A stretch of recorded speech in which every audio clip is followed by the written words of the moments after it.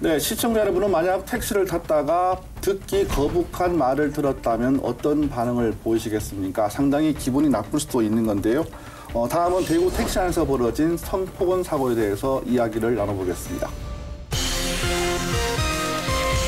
택시 기사에게 입에 담지도 못할 성폭언을 들어서 얼굴이 이쁜 거는 다 소용이 없다. 머리 좋은 남자를 만나야 한다. 처음에는 길을 의심했고 노골적으로 남성과 여성의 신체 부위를 지칭을 하고 성폭행에 다름없을 정도로 심한 발언이었기 때문에 극심한 공포에 시달렸다라고. 가족들에게 알리고 임금파출소에 신고를 했습니다. 현행법상 폭언을 하더라도 성희롱 처벌 규정이 없다. 당시 택시 안에는 그 제3자가 없었기 때문에 모욕죄 적용 대상도 되지 않는다. 이런 얘기를 들었다고 합니다.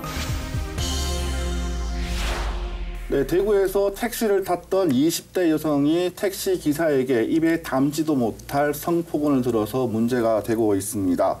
어떤 성폭언을 당했고 어떤 상황이었는지 자세히 알아보도록 하겠는데요. 먼저 이 기자, 피해자가 이제 여성이고 또 네네. 대학생이었다고 들었거든요. 네, 맞습니다.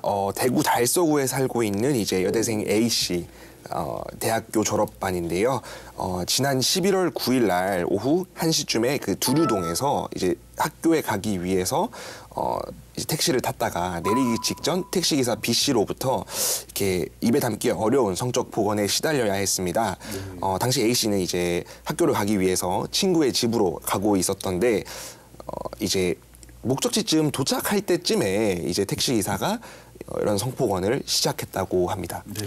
근데 그때 당시에 이제 A 씨가 참다 못해서 마지막 1분 40초 가량을 자신의 휴대전화를 통해서 이제 녹음을 했다고 하는데요. 운전기사 B 씨는 이제 목적지에 도착할 때까지 남성과 여성의 신체 부위를 그 지칭을 하기도 하면서 입에 담기 좀 민망한 그런 성적 농담을 하기도 했었고요. 또 얼굴이 그 이쁜 거는 다 소용이 없다. 머리 좋은 남자를 만나야 한다. 이렇게 이야기를 하면서 성적 폭언을 계속 이어갔다고 하더라고요. 네. 네. 보통의 사람 같으면 차가 잠시 정차했을 때 기분이 나빠서 차에서 내릴 수도 있었을 건데 그런 상황은 아니었는가 봐요. 예, A 씨에 따르면 이제 말을 듣자마자 처음에는 길을 의심했고 이게 어느 정도 이해하기 시작한 순간부터는 극심한 공포에 시달렸다라고 했는데요. 지난 11월 11일 만났던 A 씨는 이제 대학 졸업반이고 또 이제 시험과 취업 준비에 전념해야 하지만 극심한 이제 대인 기피증과 두려움을 호소하고 있었습니다. A 씨는 너무 충격적인 발언을 들어서 처음에는 내정지가 온 것처럼 멍하다가 갑자기 엄청난 공포감이 몰려들었다.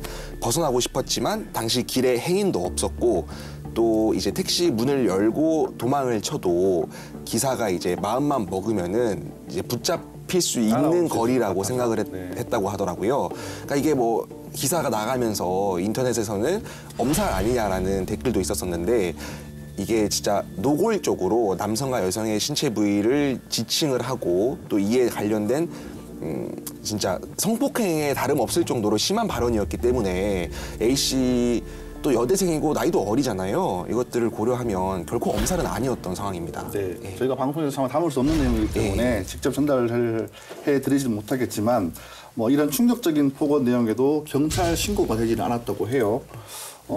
이런 신고 자체가 안 되었다는 사실에 좀 많이 놀라는 사람들도 있는데 택시 안에서 성희롱 문제가 뭐 간혹 있었던 것 같습니다. 예, 대안 마련이 절실하다는 주장도 있는데 어떻게 보십니까? 네, 그렇습니다. 그 A 씨가 사실 신고를 안 한 게 아니라 가족들에게 알리고 인근파출소에 신고를 했습니다.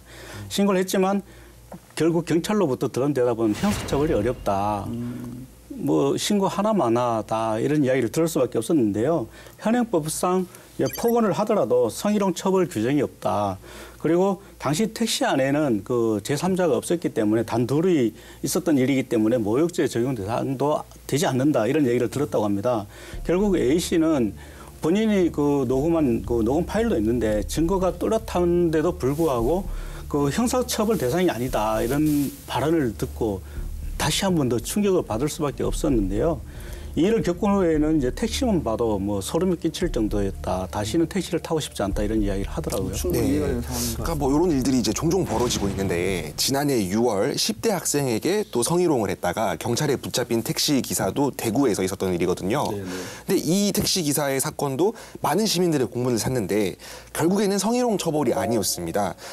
이분 같은 경우에는 이제 피해자가 미성년자였기 때문에 아동복지법을 이제 위반한 혐의로 요것들이 적용돼서 검찰이 기소한 것이었거든요.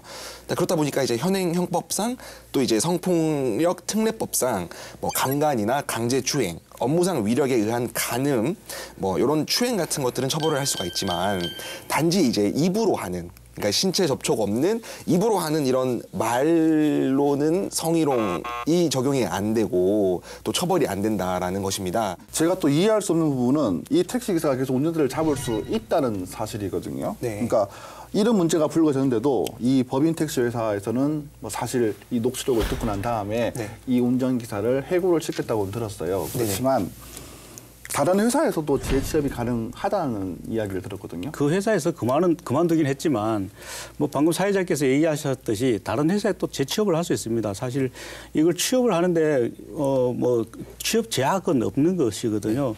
그래서 또 다른 회사에 취업을 할 수도 있고 또 다른 방법이 있습니다. 이 B 씨가 지금 그 3년 이상 택시 운전을 했었고 또 무사고 경력이 있기 때문에 개인 택시를 또 면허를 살 수가 있습니다. 개인 택시 면허를 샀을 경우에는 또 누가 해고를 한다든지 할 수가 없지 않습니까? 네, 사업장이 되는 거니까요. 그러니까요. 개인 사업자가 되니까요. 그렇기 때문에 또 그 택시를 잡을 수 있습니다.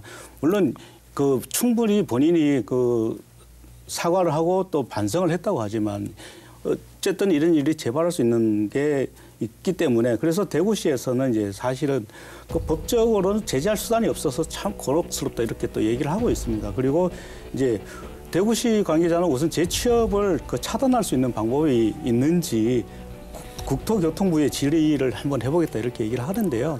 참 어려운 문제이긴 합니다. 당초에 형사 처벌이 어렵다고 말을 했던 경찰이 이제 뒤늦게 해당 사건을 조사해서 즉결 심판에 청구를 하기로 했다고 합니다. 네. 성희롱이 적용이 안 된다면 어떤 제목으로 적심을 받을 수가 있을까요? 네, 대구 성서경찰서는 지난 이제 11월 25일 A 씨에게 포관한 B 씨를 경범죄처벌법 위반 혐의로 직결 심판 청구하기로 했다고 밝혔는데요. 네. 피해자 A 씨와 B 씨를 상대로 진술서를 이제 확보하고 또 증거물인 녹취 파일을 제출받아 이제 조사를 마쳤더니 이제 성서경찰서 여성청소년 수사팀은 B 씨의 발언이 A 씨에게 심한 불안감을 조성하기에 충분하다고 보고 또 이제 경범죄 항목 중에 이 불안감 조성죄라는 게 있습니다. 예, 이 불안감 조성을 한 죄로 이제 경범죄를 적용한 것인데요. 네네. 직결 심판은 이제 비교적 가벼운 범죄 사건에 대해서 정식 형사소송 절차를 거치지 않고 경찰서장이 직접 법원에 또 재판을 청구하는 것을 말합니다. 네. B 씨는 결국 이제 성서경찰서에 의해서 직결 심판에 회부됐고 벌금 10만 원형을 받았습니다. 네. 이게 뭐 자칫 적은 액수라고 볼 수도 있겠지만 이 액수를 떠나서 이것은 분명한 범죄라는 것이 이번에 밝혀진 것입니다. 네, 분명히 경종을 울렸으면 좋겠습니다. 택시는 대중교통입니다, 그죠? 네. 버스나 우리 지하철처럼 시민들이 자주 이용하는 대중교통인데 이 대중교통 안에서 이런 일이 황당한 일이 벌어지고 있다는 것에 분노를 금치 않을 수가 없겠습니다. 실망하는 분도 되게 많을 것 같아요. 네. 이런 일이 재발하지 않도록 관계기관에서는 더욱더 세심한 조치가 필요해 보입니다.